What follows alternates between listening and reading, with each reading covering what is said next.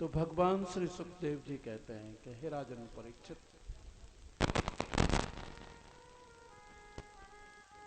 हिरण्यकशिप उस समय पर अपनी माता इत्यादि भाई बंधुओं को सांत्वना देकर और तप करने के लिए चल दिया।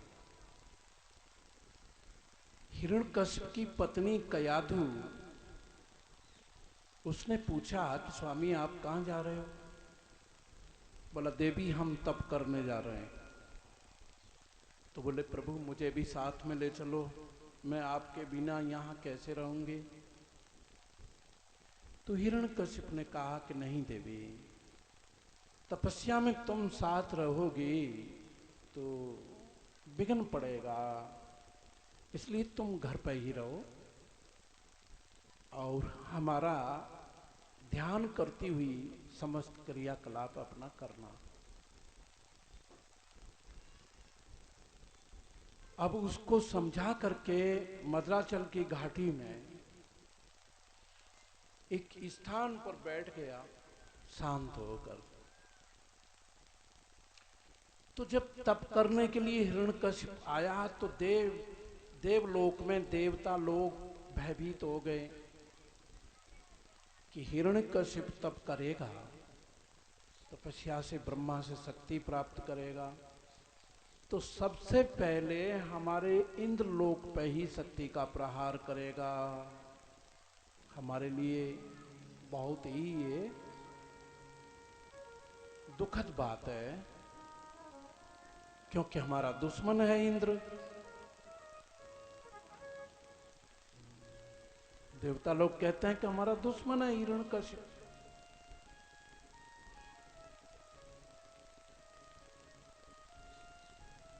तो अपने गुरुजी से, बृहस्पति जी से देवताओं ने कहा कि गुरुजी कुछ हमारी रक्षा करो, ये हमारा दुश्मन अगर शक्तिशाली हो गया तो फिर हमारा तो स्वर्ग में रहना ही नहीं होगा। तो कहते हैं कि उस समय पर बृहस्पति जी तोते का रूप बना करके जहां हिरण्यकशिप बैठा हुआ है वहां एक वृक्ष की डाली पर जाके बैठ गए। बैठ जा बेटा, बैठ जा, अभी पानी वानी मत पिलावे, फिर पिलाइयो, जब कीर्तन करें तब पिलाइयो।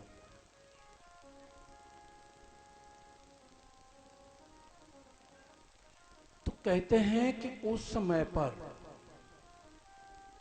हिरण्यकशिप ब्रह्मा जी का ध्यान कर रहा था। पहले अपने इष्ट का ध्यान करना चाहिए। ध्यान मूलम गुरु मूर्ति पूजा मूलम गुरुपदम, पहले ध्यान करना चाहिए, फिर अपने मानसिक रूप में अपने इष्ट की पूजा करनी चाहिए, तब मंत्र का उच्चारण करना चाहिए। तो जब ध्यान कर रहा था ब्रह्मा जी का हिरण्यकशिप, उसी समय पर तोता बने हुए बृहस्पति जी वृक्ष पर बैठ करके नारायण नारायण नारायण नारायण नारायण बोलने लगे। अब अपने दुश्मन का नाम जब कान में सुना हिरण्यकशिप ने तो तुरंत ध्यान व्यान छोड़ दिया उसने। भला ये दुष्ट पक्षी कहां से आ गया, मेरे दुश्मन का ये नाम जप करता है, ये कहां से आया? भगाया। लेकिन फिर बैठा तो फिर वही पक्षी नारायण नारायण नारायण नारायण नारायण, बार बार हिरण्यकशिप ने उसको भगाया, पर पुनः पुनः तोता बने बृहस्पति जी नारायण नारायण का उच्चारण करते हैं।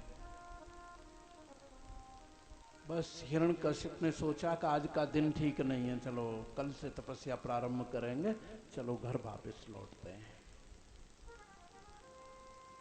अब देखो, हिरण्यकशिप बड़ा क्रोधी स्वभाव का व्यक्ति था, शराब पीता था और बड़ा ही दुष्ट प्रकृति का था, असुर था। असुर। पत्नी ने देखा कि ये सुबह गए थे तप करने के लिए, क्या इनकी तपस्या पूर्ण हो गई, शाम को वापस आ गए। सोचती है कि इतनी जल्दी तपस्या पूर्ण नहीं हो सकते, तो क्या तपस्या में कोई विघ्न आ गया। तो सोचती है कि इनकी तपस्या में विघ्न डालने वाला कोई नहीं है, न कोई असुर, न कोई देवता, न कोई यक्ष, न कोई किन्नर, न कोई नाग, न कोई मनुष्य। कोई इनकी तपस्या में विघ्न नहीं डाल सकता। सोचती है तो क्या ये काम से पीड़ित तो होकर के तपस्या छोड़ के भाग आए। बोला नहीं, ये हट कर लेते हैं, उस कार्य को पूरा करते हैं, इनको काम भी पीड़ित नहीं कर सकता। तो फिर क्या हुआ, ये लौट के कैसे आ गए। कयाधु सोचती है कि ये क्रोधी स्वभाव के हैं, अगर हम सीधे के सीधे इनको पूछें तो गुस्सा हो जाएंगे, क्योंकि इनका काम बन नहीं पाया, काम बिगड़ गया है। और अभी हम पूछने लगे हैं कि बताओ कैसे सुबह गए थे, शाम को वापस कैसे आ गए, तो ये गुस्सा हो जाएगा, गाली देगा, पिटाई भी कर सकता है। तो फिर ऐसे क्रोधी स्वभाव वाले पति से काम कैसे लिया जाए। तो कयाधु ने पति को आया देख करके सामने आई, हाथ जोड़ा, प्रणाम किया, चरण स्पर्श किया और हाथ पकड़ के अपने पति को ले गई। स्वामी आप थक गए होंगे, ठंडा जल पिलाया, बाथरूम में ले गई, उसको नहलाया, सुंदर वस्त्र पहनाए और एकांत कक्ष में उसको बिठाया। प्रभु आप बैठो, आपके लिए अभी मैं भोजन तैयार करती हूँ। भोजन बना के थाली लेके कयाधु हिरण्यकशिप के सामने आ गई। प्रभु भोजन कर लो आप। हिरण्यकशिप भोजन कर रहा है, कयाधु पंखा झल रही हैं। भोजन से निवृत्त होके हिरण्यकशिप विश्राम कर रहा है, कयाधु उनके चरण दबा रही हैं। देखो बेटा, पति की जो पत्नी सेवा करती है, उस सेवा से उसका हृदय शुद्ध होता है, और हृदय शुद्ध होता है तो शुद्ध हृदय में विवेक पैदा होता है, ज्ञान पैदा होता है। और जिसके हृदय में ज्ञान आ गया, वो फिर सामने वाले को पहचान लेता है कि ये क्या आदमी है, क्या चाहता है। अपने धर्म का कोई पालन कोई भी स्त्री करे।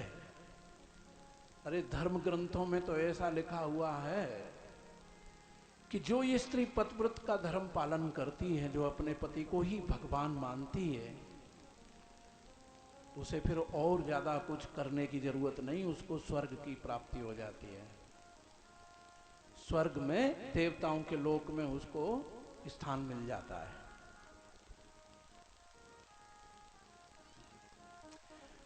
पर भगवत भावना करके जिसका अंतःकरण विशुद्ध हो जाता है और विशुद्ध अंतःकरण में ज्ञान प्रकट हो जाता है, तो उसे स्वर्ग में नहीं जाना पड़ता, वो तो फिर भगवत धाम में चली जाती है। उसका तो जन्म मरण ही छूट जाता है। जिनके अंतःकरण में प्रकाश नहीं होता, ज्ञान नहीं होता, तो उनको पति की सेवा से स्वर्ग प्राप्त हो जाता है। माने दोनों मुट्ठी में लड्डू हैं। अगर हमारा अंतःकरण शुद्ध होके ज्ञान न हुआ तो कम से कम स्वर्ग तो मिलेगा। तो कयाधु ने ऐसे बुरे पति की भी सेवा की, जो गाली देने वाला है, जो पिटाई करने वाला है। और कहते हैं कि उस समय पर बड़ी बड़ाई करने लगे कि स्वामी आपके समान संसार में कोई पुरुष नहीं है, आप जैसा भी, आप जैसा तेजस्वी, आप जैसा साहसी, आप जैसा सुंदर पुरुष संसार में कोई नहीं है। मैं तो इस दुनिया को बनाने वाले से प्रार्थना करती हूं कि मेरे जितने भी जन्म हो में आप ही मुझे पति रूप में मिलें। फिर तो हिरण्यकशिप ने भी बैठ गया और कयाधु को अपनी गोद में बिठाया और उसकी तारीफ करने लगा कि देवी, तुम्हारे समान कोई संसार में स्त्री नहीं है। तुम बहुत ही सुंदर, बहुत ही पवित्र, बहुत ही सुशील, बहुत ही धर्मपरायण देवी हो। मैं भी अगर जन्म लूं तो जन्म जन्म तुम ही मुझे पत्नी के रूप में मिलें।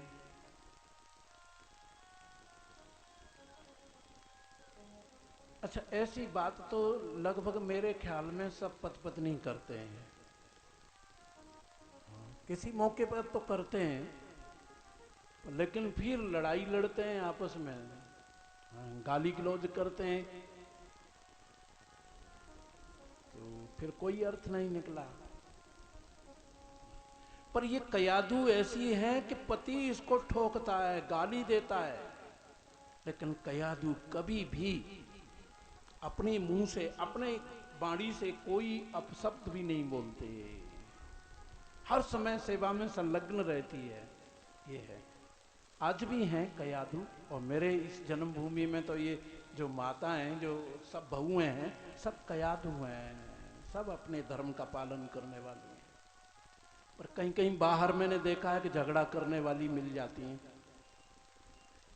हमसे कहती हैं कि गुरुजी, आप कहते हो कि जिनकी सेवा करो, जिनकी सेवा करो, और भगवान से प्रार्थना करो कि ये जन्म जन्म यही मिले पति।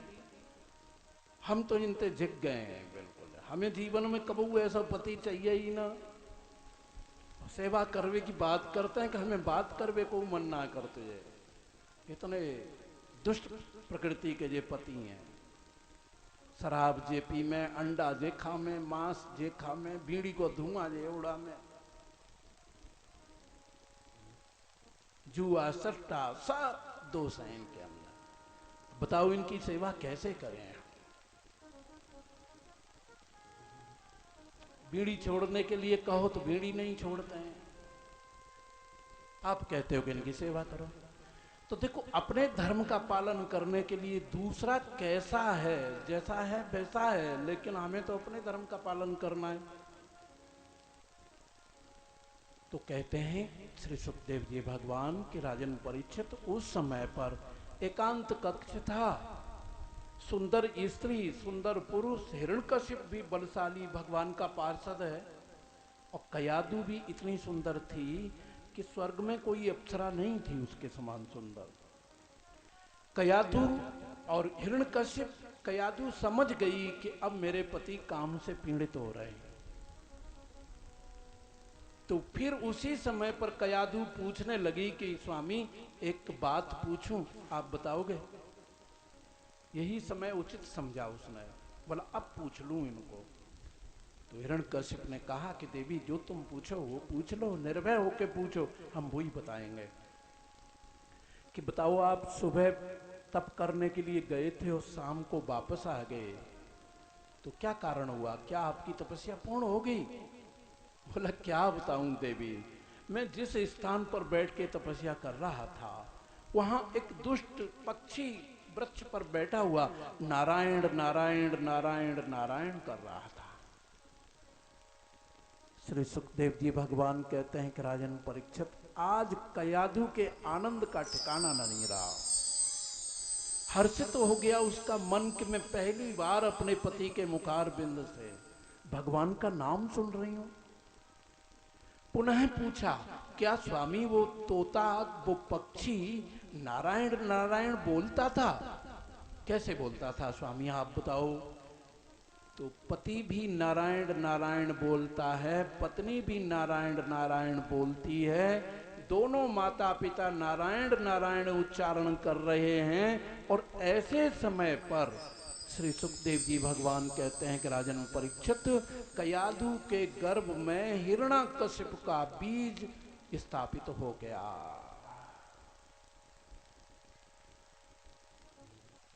देखो क्या कला है श्रीमद् भागवत की। कि माता पिता बच्चे तो उत्पन्न करेंगे ही, लेकिन बच्चे उत्पन्न करने की, उत्तम श्रेष्ठ संतान उत्पन्न करने की एक विधा है ये श्रीमद् भागवत में, कि माता पिता उस समय अगर भगवान का नाम उच्चारण कर रहे हैं तो जो संतान होगी वो बहुत ही उत्तम किस्म की संतान होगी। कयादु के गर्भ में नारायण नाम का बीज स्थापित हो गया, जिसमें से प्रहलाद की उत्पत्ति हुई। वो प्रहलाद जिसके लिए भगवान खम्मा फाड़ के प्रकट होता है। बोलिए श्री सच्चिदानंद